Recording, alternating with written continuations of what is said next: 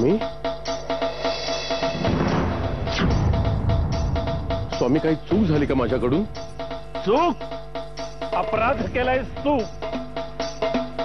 अरे राजा म्हणवतोस ना स्वतःला, प्रजेचा पालन करता नवे रक्षण करता म्हणवतोस ना, आणि त्यांच्यावर अन्याय करतोस. अरे राजानी कसं डोळंच हसायला हवं. राजाचा आपल्या प्रजेवर सेवकांवर विश्वास असायला हवा. आणि तू डोळ्यावर झापडं लावून राज्य चालवतोस. जे दुसऱ्यांनी दाखवलं ते पाहतोस. तुझी नजर इतकी कमकुवत कशी रे? आमच्या भक्तांना शिक्षा फरमावतोस, 100 फटक्यांची शिक्षा देतोस, त्याला नोकरीवरून बडतर्फ करतोस. तू इतका मोठा झालास काय रे?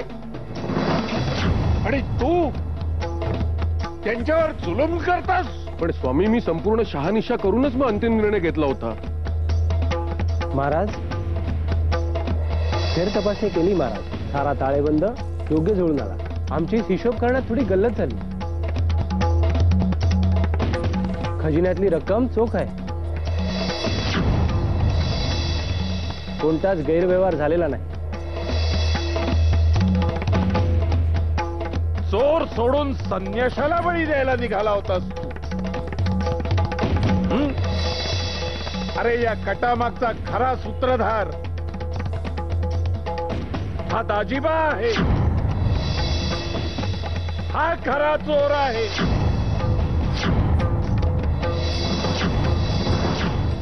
शिवा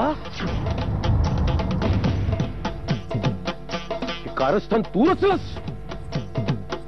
तो मला जेवढी शिक्षा दिली त्याच्यापेक्षा दुप्पट शिक्षा ह्याला द्या.